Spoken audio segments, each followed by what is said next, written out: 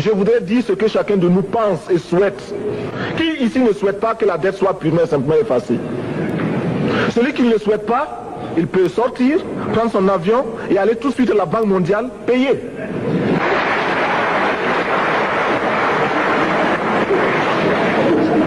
Ma proposition n'est pas non plus, je ne voudrais pas que l'on prenne la proposition du Burkina Faso comme celle qui viendrait de la part de jeunes sans maturité, sans expérience. Mais je pourrais citer également François Mitterrand qui a dit que les pays africains ne peuvent pas payer, les pays pauvres ne peuvent pas. Je voudrais citer également le président Félix Houphouët-Boigny. Il n'a pas mon âge.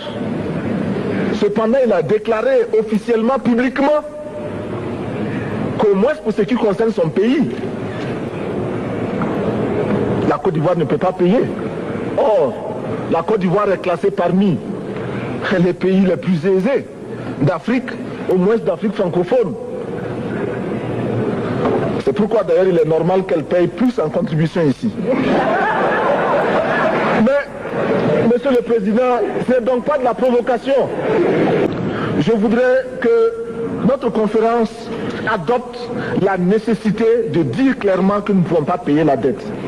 Non pas dans un esprit belliqueux, belliciste. Ceci pour éviter que nous n'allions individuellement nous faire assassiner. Si le Burkina Faso tout seul refuse de payer la dette, je ne serai pas là à la prochaine conférence. Quel que soit le tempérament des uns et des autres, je dis il faut prendre les peuples tels qu'ils sont, les hommes tels qu'ils sont. Je ne demande pas à ce que ceux-ci soient ce que je voudrais qu'ils soient, non. Je coopère avec tout le monde.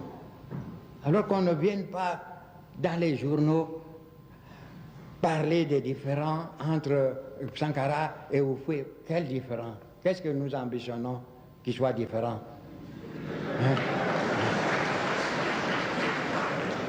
Nous ambitionnons la même chose, le bonheur de nos pays, dans la paix, dans l'union à l'intérieur de nos pays, dans la solidarité. Et cette solidarité avec eux, je la pratique.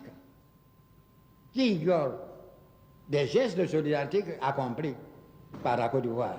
C'est son devoir d'aîné au sein du Conseil de l'Entente. Je ne me déroberai jamais à ce devoir, quel que soit le comportement des uns et des autres. Je vous dis, il n'y a pas place dans mon petit cœur pour la haine.